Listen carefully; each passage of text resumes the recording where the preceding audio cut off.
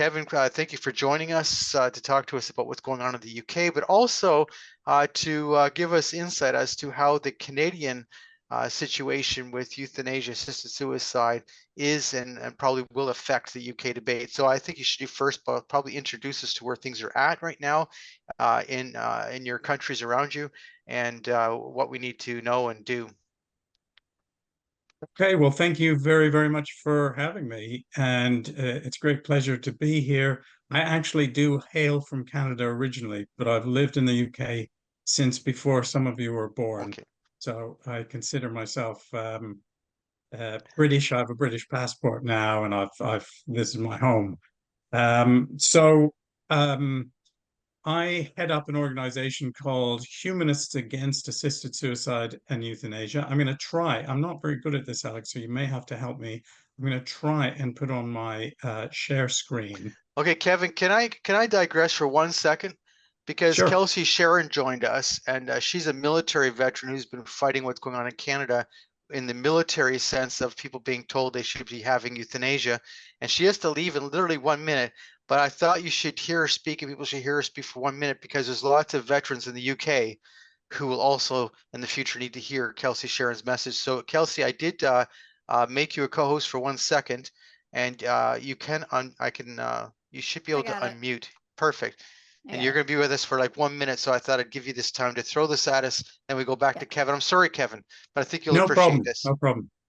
Hey guys, sorry about that. Hi, nice to meet you all. My name is Kelsey Sharon. I run Brass and Unity and the Kelsey Sharon Perspective, but most importantly, I am a stark advocate against what's happening in Canada, the UK, and across the globe, and most importantly, what's happening to our veteran population. The reason I want to bring this to your attention really quickly before I go, Jackie knows me as well, is because currently, we are going through 6,000 documents right now with Rebel News and Sheila Gunn Reid and Vets for Freedom. We have 6,000 documents showing that Veterans Affairs Canada and the Prime Minister's office, directly from the head of our government, has been not only encouraging, but on paper, telling them and teaching these case managers who have no psychological training whatsoever that they should be 100% offering veterans assisted suicide. Let's just stop calling it that, murder. They're offering to kill our veterans. That's what it is. And they are doing it at the pace right now where we have records of it climbing from it being 1 to now 10 to now 20 to skyrocketing. We have documentation. We have individuals now that have come forward and said that there is actually people who have taken this. So right now, what we have found is that there's been veterans who have used the MAID program when it was not legal, number one, to use for mental health. And they have done it in a way all being encouraged. And they have, we have paper record, we have audio recordings and otherwise. And so one thing I encourage you to look at right now in the UK is the UK does not have a Veterans Affairs system, period, full stop. They do not have it. I served alongside the British. I served alongside the Americans and the Canadians. I am a Canadian combat veteran. But what I will tell you very quickly is that veterans in the UK are particularly vulnerable right now, outside more than Canadians have ever been. We are consciously aware of what they're doing to Canadian veterans, and we are not stopping it. So we have a real chance here in the UK to look at this and look at Keir and say, there's no way in hell this is happening. And we have a real opportunity to band together the veteran population and to start having them speak in Parliament. Because if it happens here, it will happen there. And I am telling you, because of the lack of Veterans Affairs systems, they don't have any mental health support, medications. They don't have any family units. They don't have any support for homeless veterans. And they don't have any way for the veterans to get back on their feet. So this is going to explode, and I'm guaranteeing you, if they legalize and the way that they're looking to legalize, the veteran population is going to dwindle in the UK. And the reason that's important for every single one of you is because whether we like it or not, the people in power are doing everything they can to drag us into another war. We will not have a volunteer fighting force any longer. That means your children will be conscripted. That means your grandchildren will be conscripted. And the way that we do that and stop this is to point out the facts that once you have an injured individual, the government doesn't want to look after you. People will riot in the streets before they join the service again, because they know that they will try to kill you before they will try to heal you. So I just wanted to jump on quick quickly and let you know that the Canadian veterans, we have 6,000 documents. This is coming out. There was a documentary that came out yesterday by Aaron Gunn. It is on Aaron Gunn's YouTube. I suggest you all go take a look at it. It has a big portion of myself, Christine Gauthier, Brock, and several other veterans who have either been offered MAID, who have been tried to be killed with MAID, or just were asking for a wheelchair ramp and instead were offered MAID. So I just encourage you go take a look at that and see what's going on there. And then hopefully if there's something else I can ever do, Alex, or to anybody else here, anything I have is yours. So please don't hesitate to reach out. And I would love to hear, I would love to see this recording afterwards if it's possible. This is being recorded. So Kelsey, thank you very much. I know it's your birthday today. You're leaving us. Email Yes. me the link Yes. to the recent podcast, and we're going back to Kevin. I think that the Thanks, guys. issue of the veterans Happy birthday. and how they're treated is fundamentally important. So now, thank you, Kelsey. I know you have to leave us in a second. We're going back to Kevin. Thank you so much, Kelsey. Sorry about that, Kevin. I just thought That's she was only absolutely with us for a fine. minute. And that's so useful. I will get in touch with Kelsey because we have not thought of veterans as being one of the forces who will be against this. And I would love to get that message across. We're looking at everybody in the UK. We have Muslims. We have every single denomination of Christianity. We have various different groups, and we're sort of stretching our imagination to get anybody who has an interest in stopping the bill that's currently going through in England and Wales. And so, yes, that's very, very helpful. So thank you, Kelsey, and have a good rest of the day. Yeah, what makes veterans, I think, particularly important is because a lot of them, when they serve your country, they come back and they've seen things, they've experienced things which can be pretty horrific. And that's, I think that's the fundamental issue to that. And we need to protect these veterans. They need care, not death. Yes, and of course, we in the UK follow along with events in Canada, something I'm going to talk a little bit about. And, the treatment of the veterans, particularly the one who asked for a wheelchair ramp and was offered MAID, made a very big splash in the UK. So it's very, very helpful that, and we will hopefully launch that. Now, going back to you, Kevin, you're beginning. You want to upload. I'm going to try and share my screen. I don't know. I've got so many screens open. You see the share button at the bottom, and then you should be able to find it on your screen and then upload it. So yes, I'm share screen, and yep, it's that one. Okay, perfect. And hold oh no, okay. Share. Are you getting that? Yes. Yes, we do get it. Yes, we do have it. Yes, perfect. Excellent. Okay. So basically, this is my organization. It's Humanists Against Assisted Suicide and Euthanasia.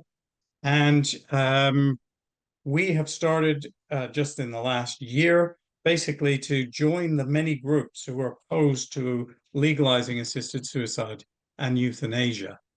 And we, as Alex says, whatever faith somebody has, I'm really not prejudiced against any faith whatsoever. And as Alex will attest, I have no problem with Christians. In fact, sometimes I feel like shouting at them, get a backbone, you Christians, and stand up for yourselves, because it's terrible that you have to feel defensive about what you are. I think the phrase is, don't hide your light under a bushel, as I recall from my youth when I grew up in a sort of quasi-Christian church, the Mormons. So I'm a humanist. That means I'm an actual atheist, and I will not share some of the perspectives that people have. So, for instance, I'm in favor of abortion laws, and I realize that very, very few other people will be. But I think it's necessary to have a broad church of people who are opposed to assisted suicide and euthanasia. I also would plead with everybody never to mention abortion in the same breath, no matter what you think of it, simply because you will lose the argument, and it will allow the other side to say, pro-life, you're all Christian fundamentalists. You all come from, some terrible Christian TV channel, and et cetera, et cetera. So That's me. I'm Professor Kevin Ewell. I'm a sort of former academic, and now I do this not quite full time, but just about full time, really. And I used to be a historian, and I've written about how, for instance, euthanasia was introduced in various different countries in the early part of the 20th century, and how it was connected with eugenics and how that turned out in Germany. Let me just give you a hint, not very well. So when I first came to Britain, um, there were these posters, "For shame, Canada," it said, which really bothered me because I thought, why are you attacking my country? This is wrong. And it was all about the baby seals. Now, of course, Canada's shame is euthanasia. And that's the statistics that we look at. And they're pretty horrific statistics. I have to say, in many different ways, this is For Shame Canada 2024. And in many ways, your tragedy is something that we are using to try and prevent as much as possible any legislation going on in the UK. So when I look at those figures, this is something that shocks people. And the number of people who come up and say, I was in favor of assisted suicide, but look at Canada. And that is a very, very profound argument that we are able to use, and for which your terrible tragedy really is something that we use as a sort of bad moral of the story, if you like. So this is me, basically, and this is Humanists Against Assisted Suicide and Euthanasia.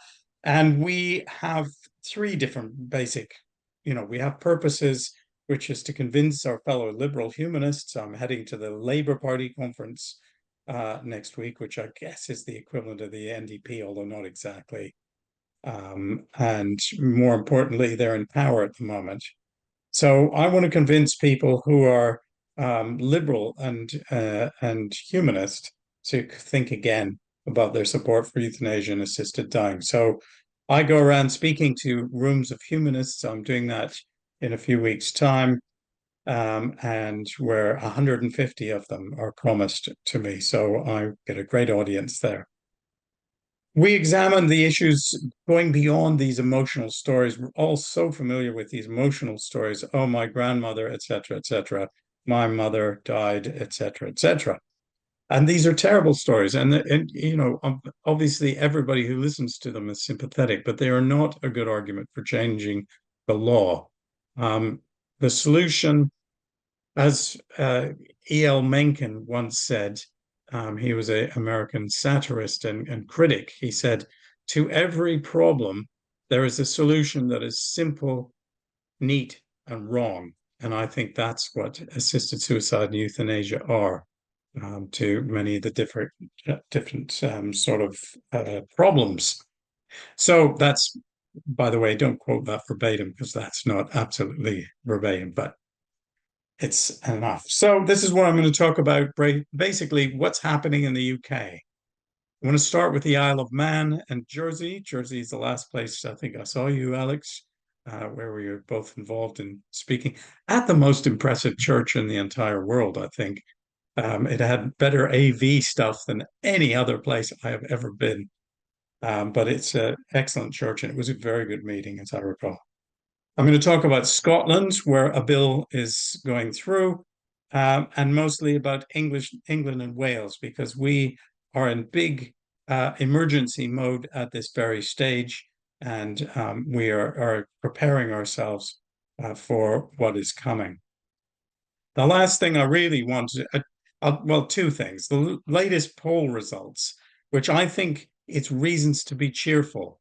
We commissioned a poll basically because I'm so sick of everybody saying 82% of the British public think that it would be nice to die nicely rather than a horrendous drawn out death. These terrible fake questions that are asked. So we commissioned a poll that went much more in depth.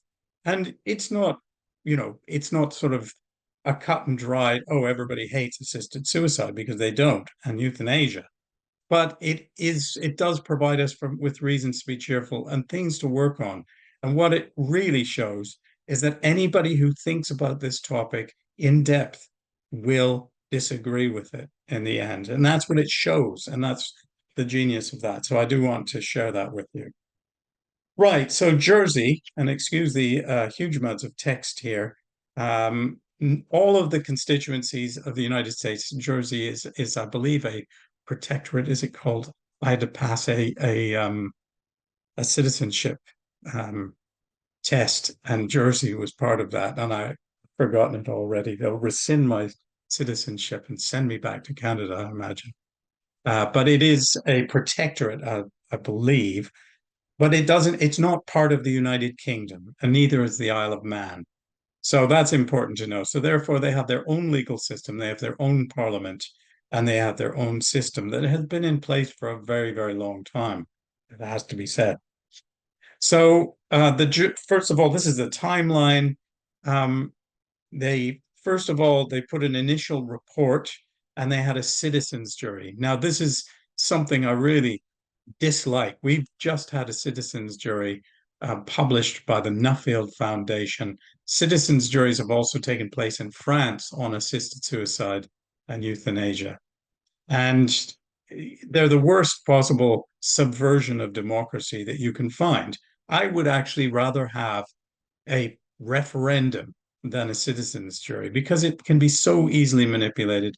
If you want to go to my Twitter feed, I copied down a very excellent takedown of the French citizens jury, and it's worth having a look, particularly if you're convinced. At very best, it's a mini poll, to which our poll, with at least 100 times the numbers, is much better. So basically, they started out with a citizens jury and to soften everybody up. Then they approved assisted dying in principle. And this was a great lesson for us because if you do that, that's really when we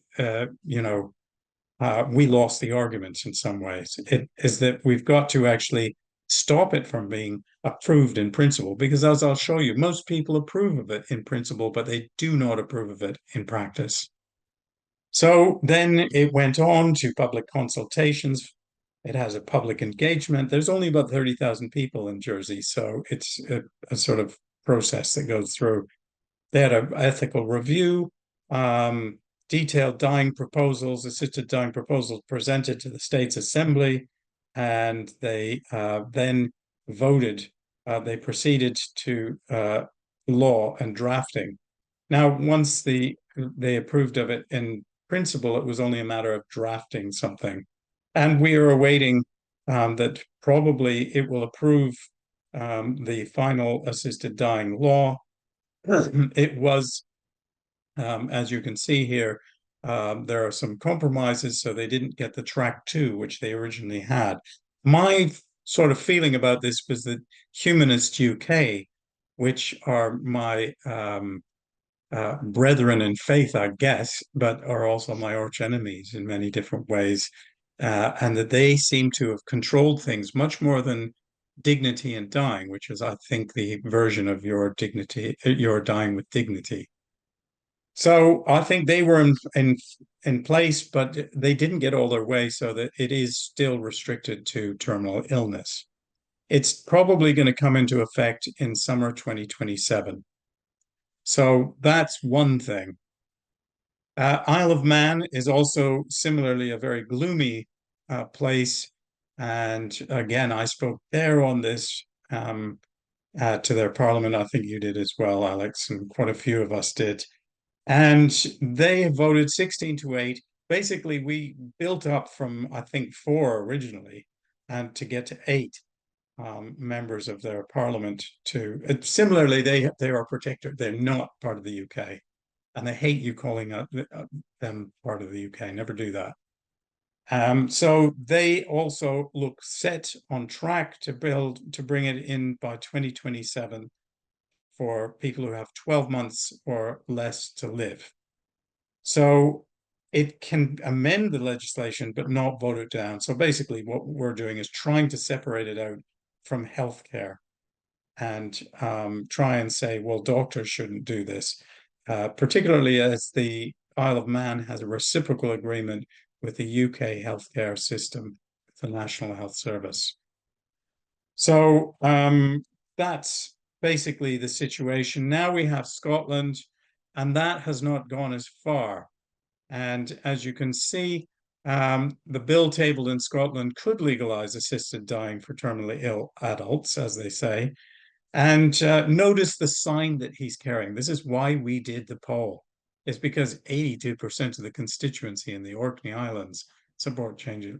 I think we could do a poll and safely say that the questions, if they're asked properly, they won't. And at 78% of Scots. So a lot of their case is built on this idea of public opinion being behind them. So, and as he said, Liam MacArthur, the politicians are catching up with the public. Actually, they're not.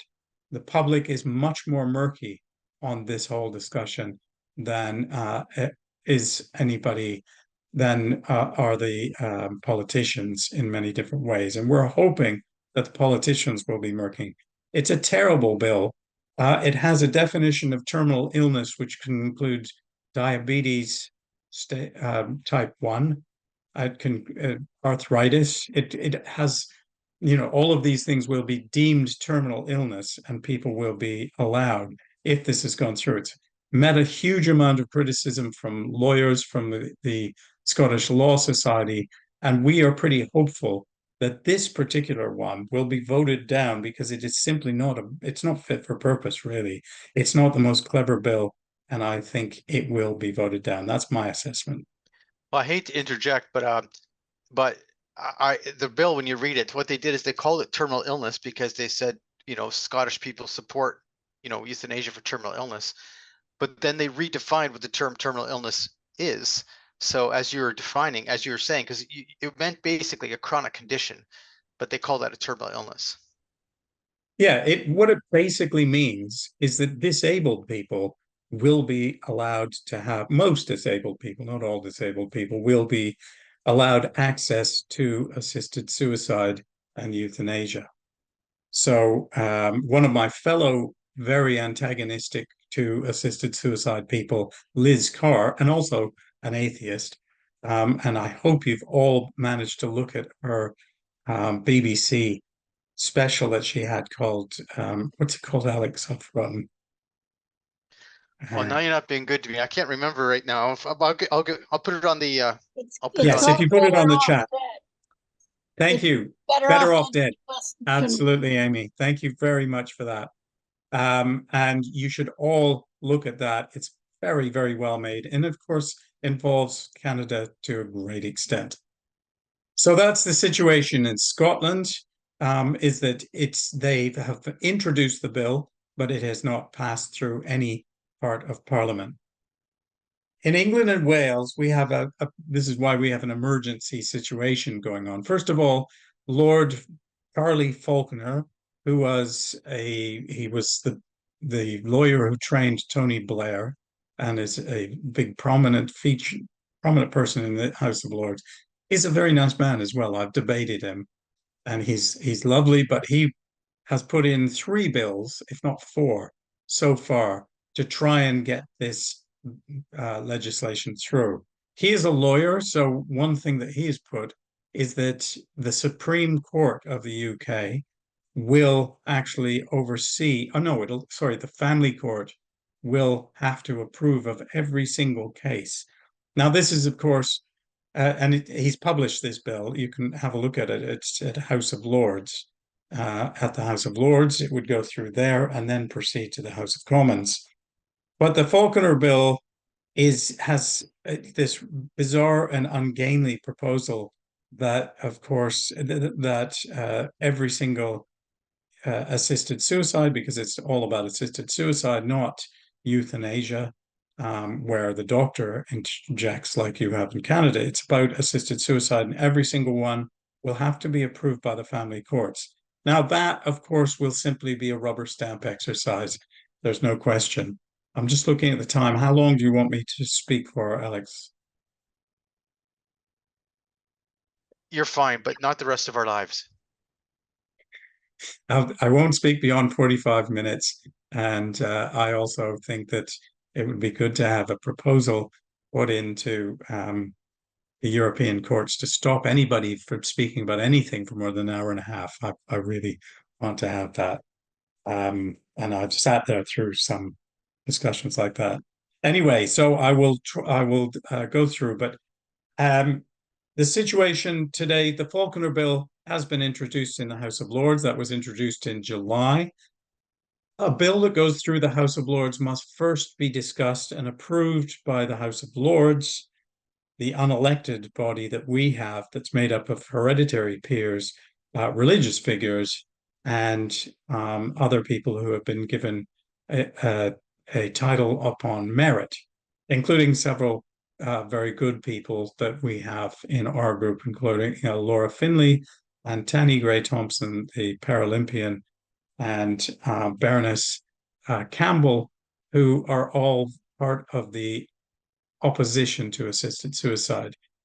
It's a very, very slow process, and it can only proceed once the session is over. So therefore, it would not come up in the House of Commons, where it would have to be debated all over, and they could throw it out. The House of Commons has precedence, so that bill would have a long, long way to actually go.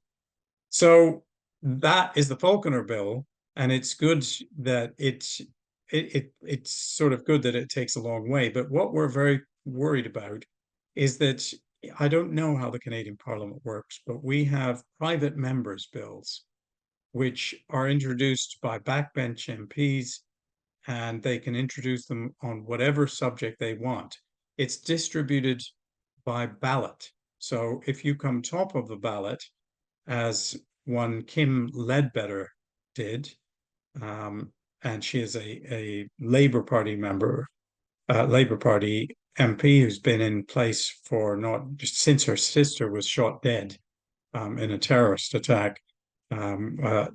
We have had Kim Ledbetter, and she supported the Maris Bill.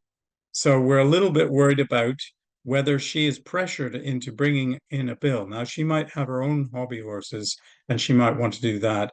But what a Daily Mail, our newspaper, the Daily Mail, has said is that the leadership is putting pressure on her to bring in an assisted suicide bill, which, as Alex rightly said right at the beginning, the one principle that Keir Starmer seems to have is being in favor of assisted suicide and euthanasia. So we're very worried that a bill will be placed into the House of Commons. It will probably be the mirror image of the Falconer Bill, but it might be put in for this session. And the article in question says that it will be fast-tracked, that in fact they will put through this bill so that it goes through this session of Parliament. And we have had a lot of comeback on that. Many figures have said, well, this isn't appropriate kind of thing for fast track. It's something that everybody should be very aware of and should deliberate, and there should be a big discussion. So this is what we are fearing at the moment. We don't know what will happen, and we will find out, I suspect, in the next few days whether this goes through. But it's all hands to the pump, and we were meeting with as many people as possible. So that is the situation in England, Wales. If you have any questions, obviously we can ask that. We can talk about that in a minute. So you can ask any kind of questions about that. I wanted to go through this poll because I think this is something that everybody, not just in Britain, needs to know about. People do not support assisted suicide in practice when asked the right questions.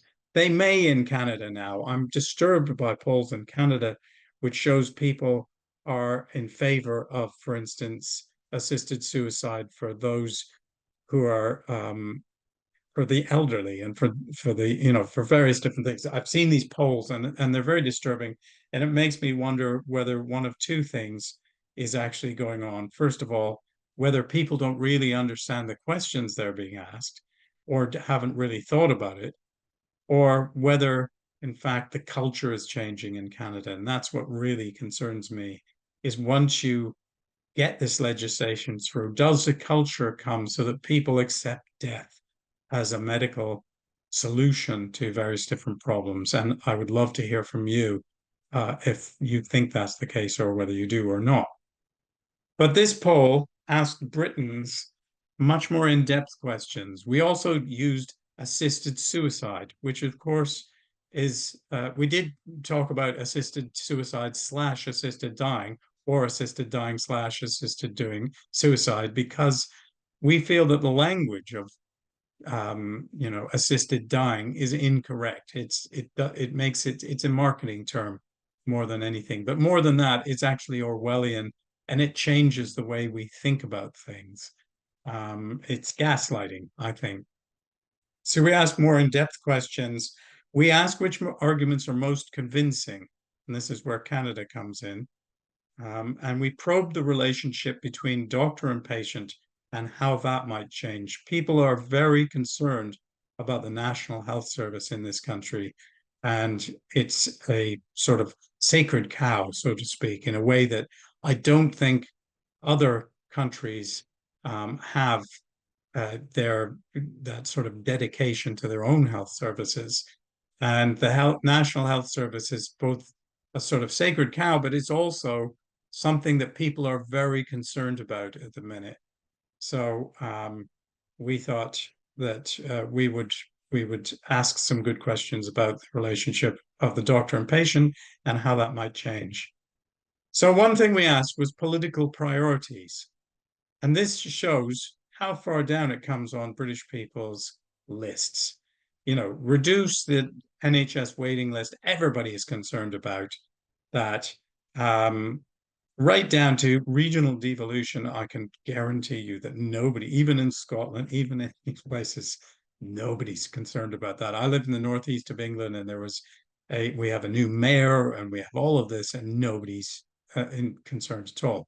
So you can see that nobody really, and we're pushing this with politicians, is that it's not something that anybody other than a very small group of people feels very strongly about. It's not a priority for most people. And I think that's a very valuable thing that the poll has told us, particularly when we need to convince politicians that this should not be their priority either. These are a sort of summation. I've done this more for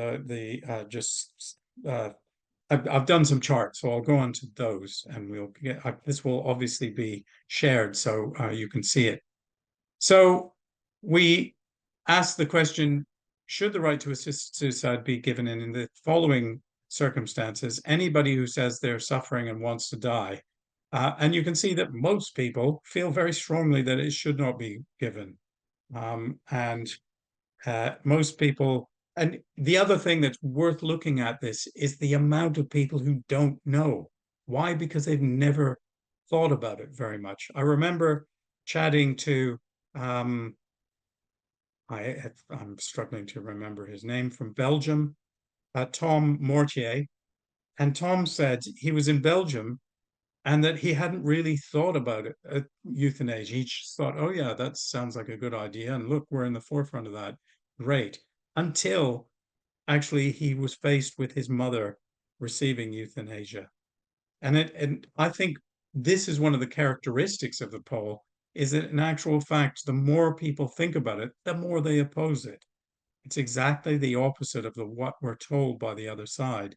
And so you can see there's a huge number of people who don't know because they've never had to confront this issue. And that's characteristic of every single question on this poll. So this is the key one for me.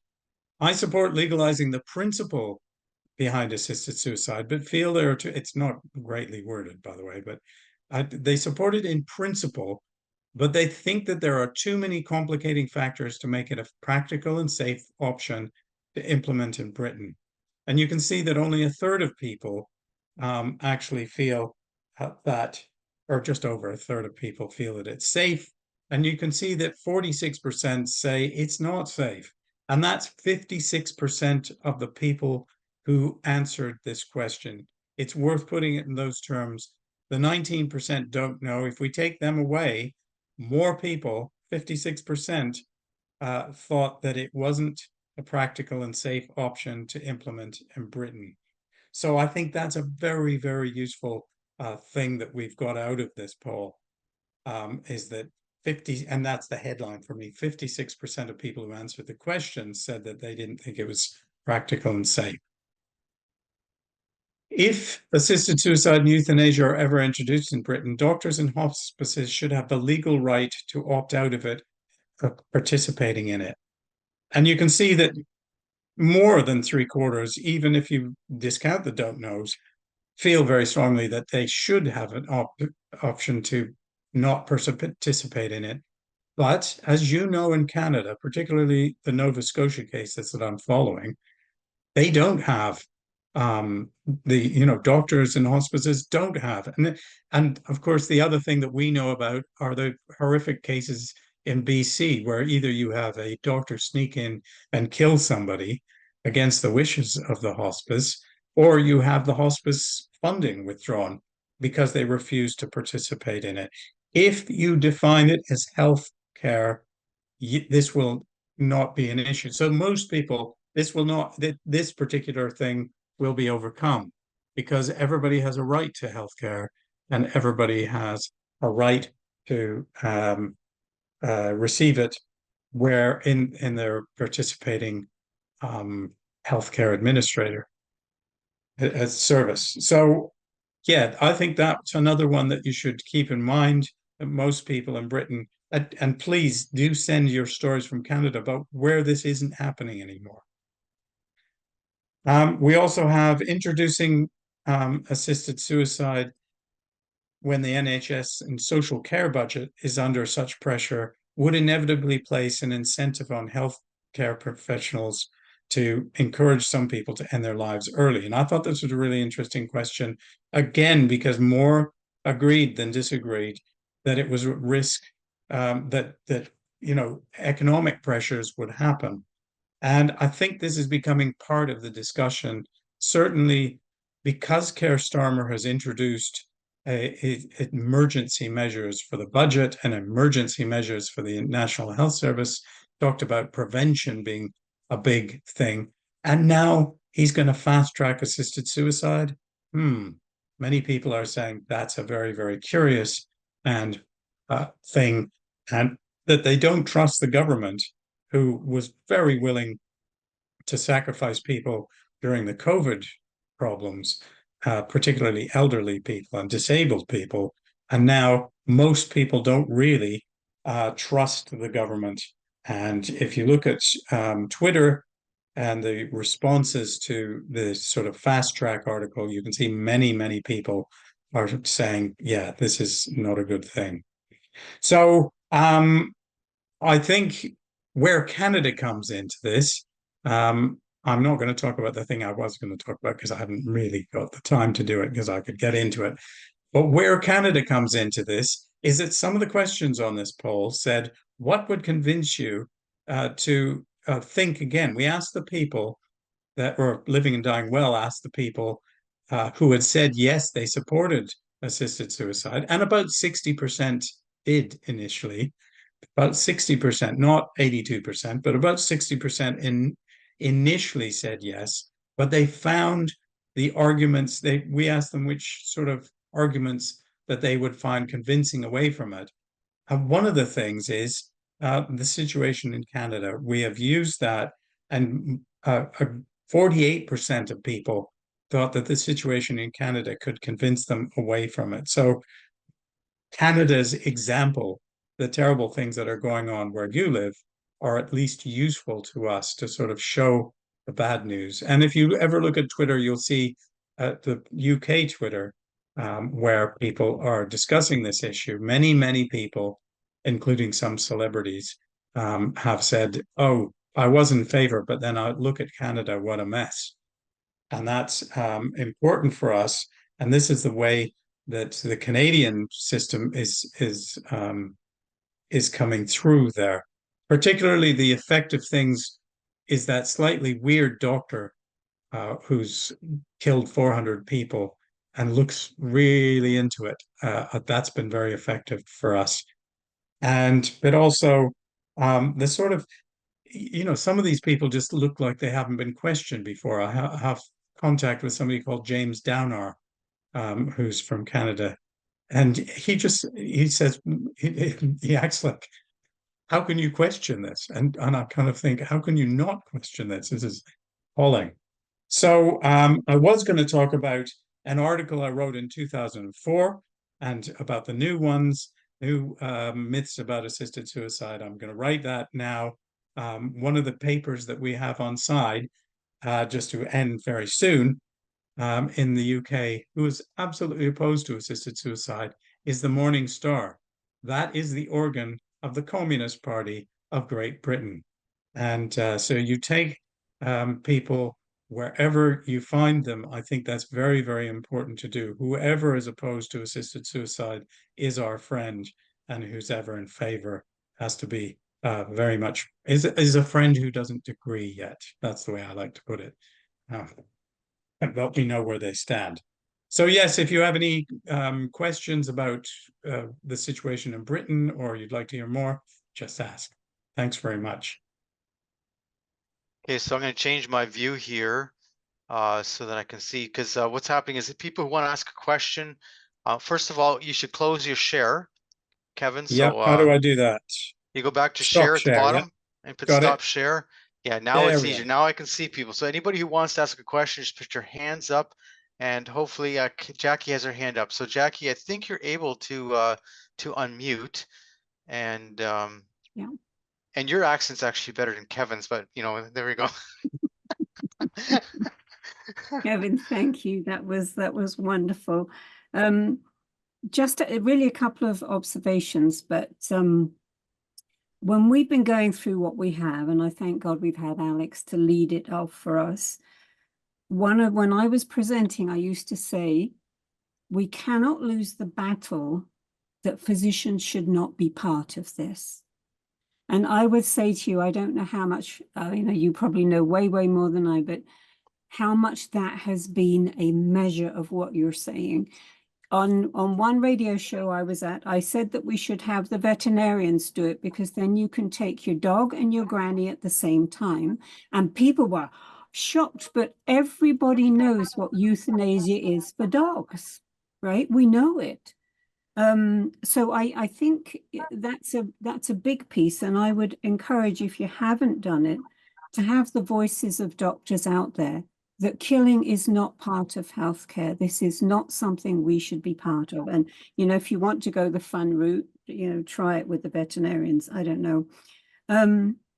Secondly, in Canada, it's overwhelmingly euthanasia.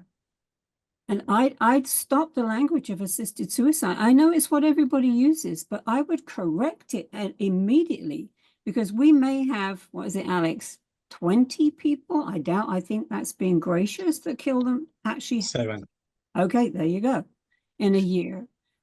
So, I would really be strong on correcting any of these politicians that we're talking euthanasia. If you're looking at Canada, it's doctors killing patients for any and no reason, quite honestly. Poverty, loneliness, can't get their health care. And sorry, I don't want to go on. So Sharon Danley uses extermination. I don't know if that's a good word for us. Oh, well, I don't know. But all I would say to you is, having doctors involved makes it noble. It makes it a noble thing in some people's minds. So I think if we could pull that plank out, that would be great. And then lastly, as a Brit, I think we need to ask, whatever kind of society are we? Because a society that cares doesn't kill its patients, or its people, or it's those with disability, or those who are vulnerable. And I know that would resonate with me. It did here in Canada, but it really, we've had just a juggernaut here. But But again, just very simply, I just really go for it and say, well, okay, then we nearly have to enlist our veterinarians to help. Why set That- something else up? They're already there. Anyway, thank you for the time. Thank you for the graciousness, Alex. Yes, and thank you for that question. And I'm going to use that. I'm going to steal that from you. You're The welcome. veterinarian thing, because I think that's a really good, because I was on a radio program today and somebody said, oh, well, yeah, you wouldn't let your pets suffer. And you just go, oh, for goodness sake, how many times? People are not animals. And then to say about the veterinarians is a very good way of Yeah. cutting through that. Yeah. Okay, clever clogs. Oh, Sorry, well, that's what can I say? British expression, clever, this clever dick. Clogs. I'm just trying to translate, but That's perhaps fine. you can help me, Jackie. Yeah. But yes, I would love to say, okay, clever person, let's get veterinarians to do it and see what they say. So I will steal that from you. So thank you for that. Absolutely. You're gifted it. You don't have to steal it. Thank you. And the second thing you say about language, I basically we're faced with a couple of things. In Canada, yes, it's literally all but 7 in the last report I saw, and I think that's cases right from 2017. Yes. I mean, Yes. Yeah. so it is euthanasia, Yes. and I find it a fascinating question, something that when I get some time I will write about, because I think people want a doctor to replace the priest at the side of the bed. That's what I think it comes down to. It's somebody who's in a white coat, and they really want somebody who with a white coat to come along and finish them off, because it's almost like then it's legitimate. Yes. And one of the questions that I put all the time is I say, well, this is either suicide or it's euthanasia. So which is it that you're actually oh no, it's not suicide. And they do this whole song and dance. But the proposal here is assisted suicide. And I think we need to be clear. But I make a point of not alienating people who I might get on side, particularly parliamentary type people, Sure. by saying assisted suicide. So I use the language that is used in our what I thought was actually a pretty fair and balanced report from the healthcare committee, which is assisted dying / assisted suicide. So I will use that in particular on the when I'm talking to those people. But between you and me, it's assisted suicide or it's euthanasia. And make them define it. Make them define it so they can't kill. Doctors can't kill. I think that would be the big thing if that's the way you're going to go. I would, yeah. Okay. So sorry, June just very briefly on that as well. I mean, you're absolutely right about doctors. We have several organizations who are made up of palliative care professionals, but also we have our duty of care, which is part of Care Not Killing, and it is doctors opposed to this. And we have a wide network, particularly of Muslim doctors, because there are many Muslim doctors over here, and they are becoming active over here against this. So I think you're absolutely right with that, and we're pushing that as far as we can. So June and Francis have their hands up, but June was first. So June, I notice you've unmuted, so go ahead. Thank you. I'm speaking from Scotland, and I'm in a position where years ago I was the ethics advisor for the Royal College of Nursing of the UK at the time when they were against euthanasia. And so my job was to go around arguing with people against it.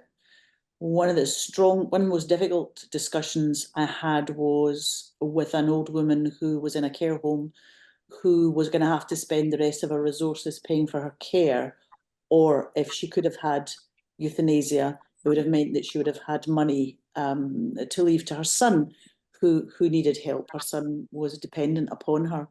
So, I'd had this practice of arguing this, but now that in the UK, care of older people has become much more expensive than it was. I went on to become a professor of dementia studies, and I know that the amount of money it costs to care for an older person with dementia, cost which falls on the family, means that very many older people now who don't want to be a burden, like this woman did years and years ago, would look at the cost to their estate of having end-of-life care, or having dementia care for 2 years, for example, in a care home, and would opt for an early form of euthanasia or suicide in order not to be a burden and not to leave their family impoverished. So this is one of my big worries, and that's why I would kind of advocate against us even getting into that discussion about vets and pets, because people say you wouldn't let your dog suffer. If you saw the amount of money that people spend keeping their pets alive, people really don't want their pet to die if they can humanly or even financially avoid it. It's really difficult. But I think that the economic argument is one that I don't know how to tackle. And I wonder if anybody from Canada can help with that, because I'll be discussing this with politicians and lawyers quite soon. The economic argument of older people not wanting to be a burden on younger people is one that's quite worrying for me, because I'm not sure how to counter that. If I was somebody's granny, I might feel it was my duty to sacrifice myself for those children. Thank you. Kevin might want to comment on the economic argument, but in Ontario, for instance, when we look at the data, and there's been some research done by the coroner's office, you see that for most people who die by euthanasia, that in fact they are the more wealthy, the more educated, and they're definitely more white. Like, I mean, if you look at the latest data out of Ontario, it's by far the white population. So these are people who tend to be white, worried, and wealthy who are dying by euthanasia, but it's not always the case. So when you start breaking it down into the other sort of type, the track 2 deaths and the rest of it, you notice that it's more predominantly, actually, now we're dealing with percentages now. So they would say the greater percentage are those white, wealthy, worried, and that's correct. But when you're dealing with the more digging down into it, it's more predominantly than a person who's going through a disability and living in poverty is more likely in the end, percentage-wise, to die by euthanasia. But they're a much smaller number of the total. So you have to actually break it down by the numbers. So that's what's sort of important. There's going to be something written about this very soon, and there'll be a document coming out fairly soon about it, and I'm not allowed to say more than that about it. Just for a little footnote, I could put it in the questions. I understand there's a charity now to support families in the emotional aftermath. And it's one of the things that I worry about doctors and nurses, apart from, the little cohort who seem to do all of it. What about the emotional effect on them? That's me finished. Okay, so Compassionate Community Care is working on that whole issue of, and they have in November, they do have a healing retreat coming up and things like that. But they're also involved in other issues such as, visiting those who are shut-ins and things like that, and encouraging a society that cares for people, not kills them. But yeah, they are getting involved in that very issue. Yes. Yeah. There are also some, sorry. Go ahead. Kevin, this is your event. Go ahead. I was just about to say there's a couple of good articles that have come out recently. There's somebody called Matthew Paris, if you know who Matthew Paris is, in the Times. Yeah. And he wrote an article saying we shouldn't be burdens on the NHS, and we should have this, and that it will come inevitably, and posed the thing rather usefully, I thought, entirely in economic terms. There is also a very good article in the Times, which was about a healthcare boss in euthanasia, or no, he was he's the head of an insurance company in Belgium, saying we need to include old people in this because they are costing us way too much. And this is somebody who's in charge of health insurance. It's very, very dangerous, and it is a good argument to make against these people. The only other thing I'd say is that there's the best go-to for me is the Canadian report on the budget. I can't remember how it's the officer of the budget. If you can put that in the chat, Alex, because that shows, and I did some extrapolation from that, and it shows that it saves about $13,000 per person on track 1, but it saves $54,000 of those on track 2. But looking at that and leaving aside the track 2 ones, if it was just track 1, Canada saved something like $400 million by getting rid of 45,000 people.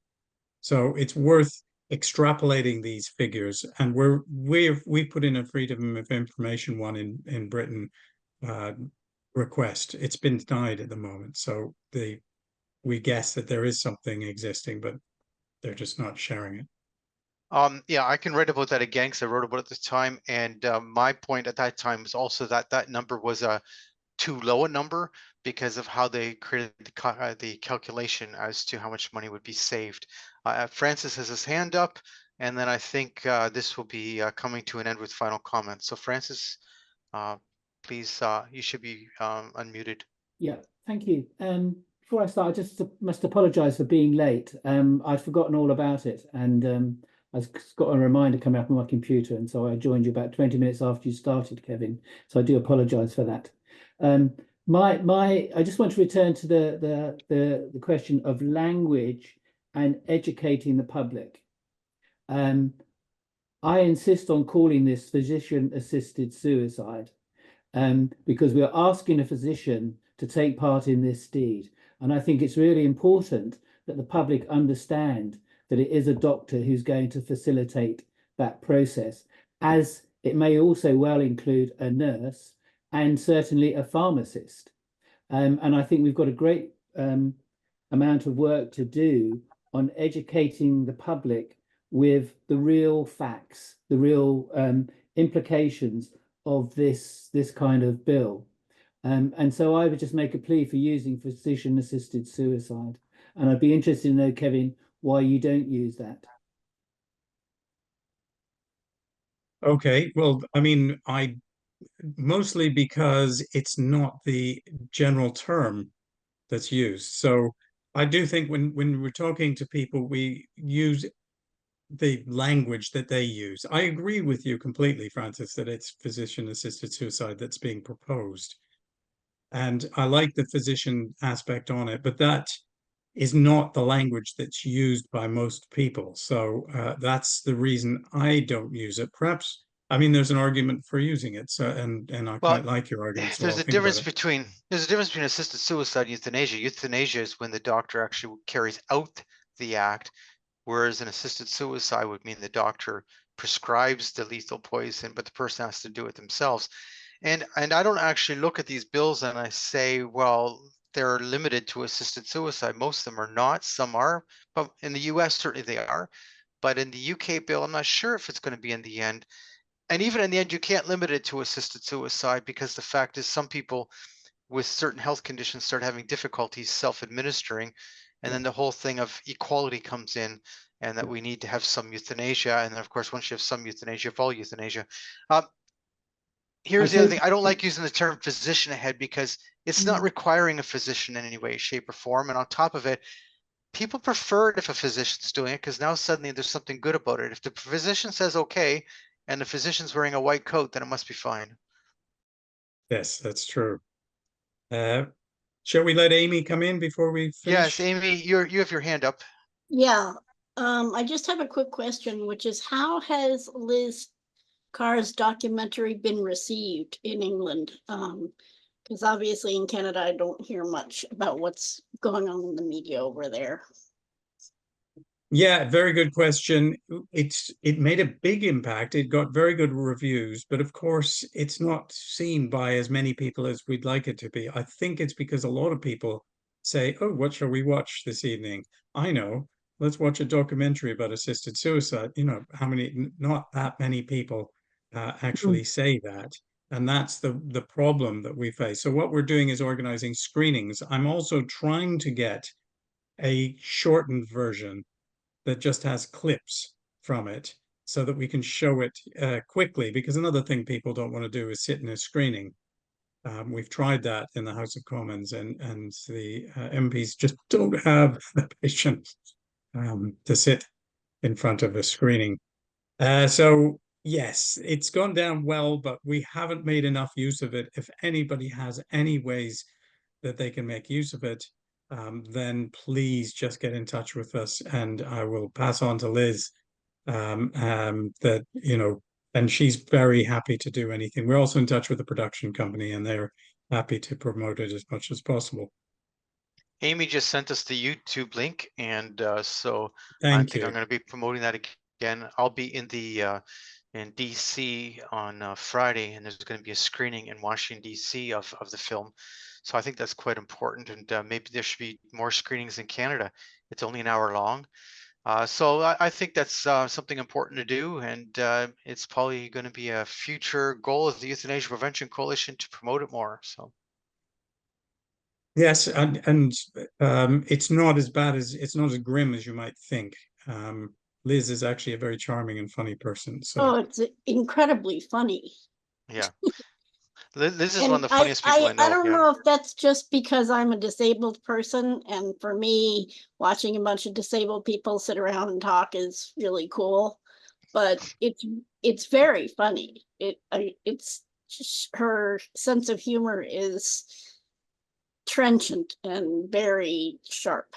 It's wonderful. she's such an excellent speaker. If you can ever afford to get her over to the US and Canada, then just do that. She's very good. And as a non-disabled person, I enjoyed that film, listening to a bunch of disabled people speak. I thought that was cool as well. And sometimes you learn things as a non-disabled person. So I recommend it. Okay. Do you have any final comments for us, Kevin? Well, just to say thank you very much for having us, and I would really say that take heart from the poll, because the polls show that not everybody has swallowed this yet, and that most people don't think about this very much. And when you do force them to think about it, they don't think it's a good idea. So I think that's the good news that I'd like to leave you with. Thank you, everyone. And anybody else has any further questions, you can email Euthanasia Prevention Coalition at info@epcc.ca, and we'll be happy, info@epcc.ca, and we'll be happy to share with you any further information that you're looking for. Thank you very much. One tiny little thing, Absolutely. just because I noticed there's quite a few British accents. If you want to get involved, by all means, email me if you're over in the UK and you want to do something about this. We are coordinating things at the moment, so just get in touch with me. My email, I think, is in there. If not, Alex has got it, and you can put it up there. I don't mind. And we need to do something to stop this. I'll be I'm there in happy to November. share. There you go. Someone's going to be there in November. That's perfect. It's kevin.yule@gmail.com. I'm going to put it here, and then we will say goodbye. Kevin.yule@gmail. I got to spell it right, though. .com. Yeah, just got my name right, and you should be able to spell Gmail. Should be able to. Thank you very much, everyone. Goodbye, and have a good day. And thank you, Kevin, for sharing this information with us. And we'll continue to share what's happening in Canada. Hopefully, it'll help kill the bill in the UK as well as Scotland, etc. Please Thank God. you very much. Yeah, please God. God Thanks bless. very much, everybody. Great pleasure to be there. And